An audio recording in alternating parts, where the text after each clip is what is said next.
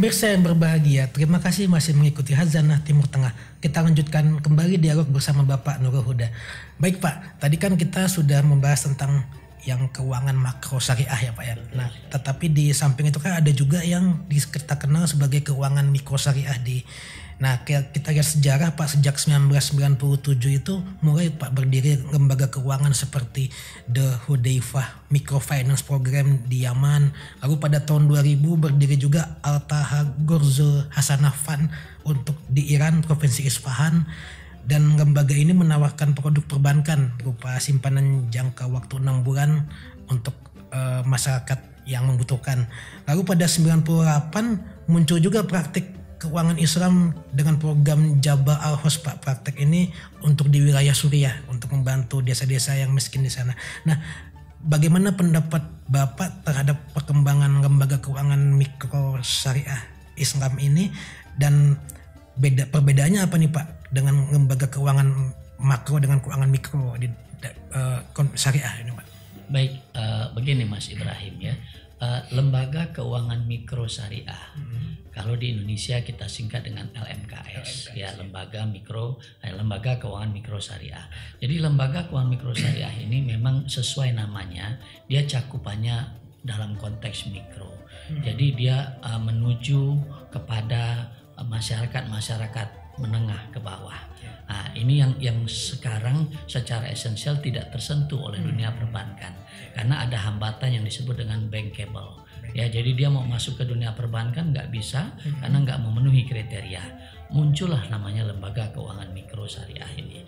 Nah, jadi lembaga keuangan mikro ini sekali lagi kalau dalam konteks sekarang orang menyebutnya dengan istilah Baitul Mal wa Tamwil. Ada dua kata di sana, Baitul Mal dan Baitul Tamwil.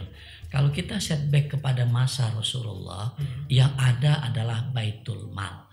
Jadi Baitul Mal ini adalah lembaga negara yang mana Rasulullah yang langsung memimpinnya. Itu yang namanya Baitul Mal. Yang sekarang ini kita sebut tadi dengan Baitul Mal wa Tamwil.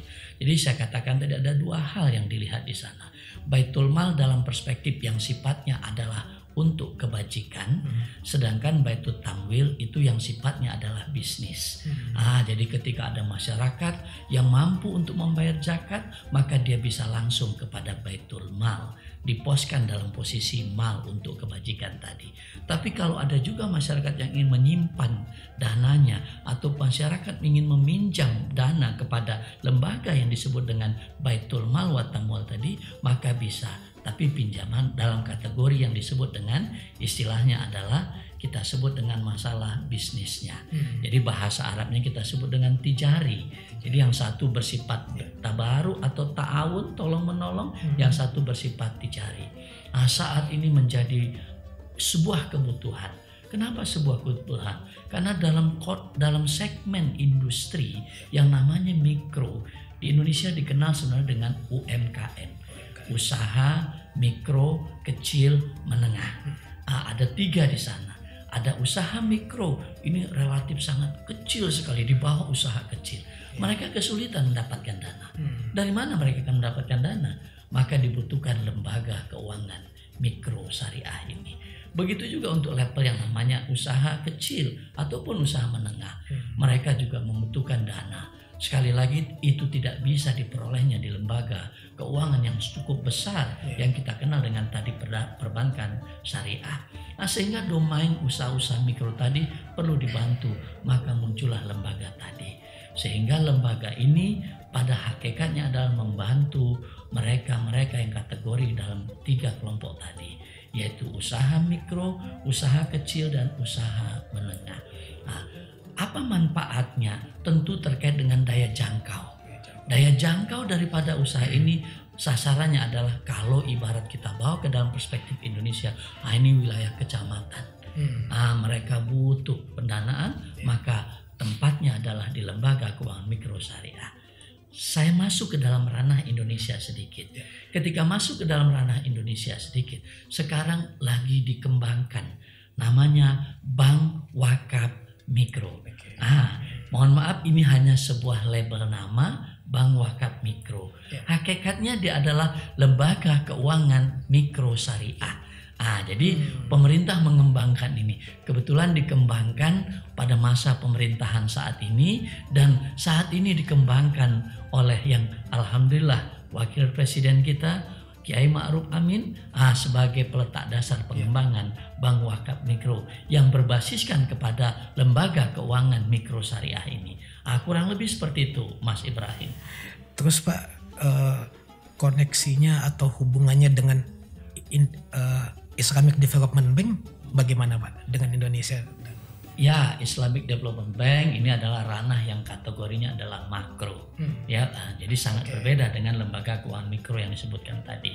Jadi Islamic Development Bank itu adalah sebuah lembaga yang berada di level dunia.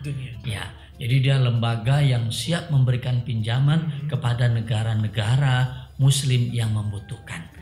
Tentu skema yang digunakan sudah berdasarkan kepada skema syariah.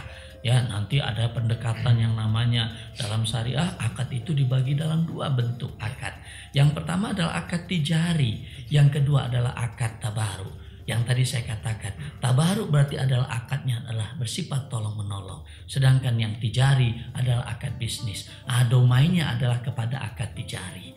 Jadi ketika nanti Indonesia membutuhkan dana untuk pengembangan katakanlah Islamic Center, maka pada hakikatnya nanti bisa saja meminta bantuan kepada Islamic Development Bank. Dan tanpa bunga ya Pak?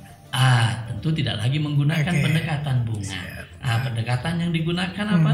Tentu dikaitkan dengan masalah akad yang digunakan. Misalnya kalau nanti menggunakan akad murabaha, maka akan digunakan yang namanya margin.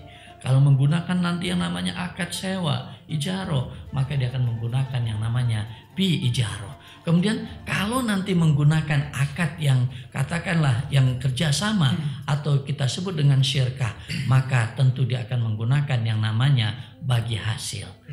Jadi tidak hanya domain yang terkait dengan masalah bagi hasil, tapi kita punya beberapa model akad. Baik pemirsa, tadi kita sudah ikuti paparan yang sangat lengkap dari Bapak Nurul Huda tentang lembaga keuangan mikro syariah, kemudian kaitan antara Islamic Development Bank dengan perkembangan perbankan dan lembaga keuangan mikro syariah di Indonesia. Kemudian juga ada beberapa jenis akad di dalam perbankan syariah dan LKMS yang berbeda dengan perbankan konvensional.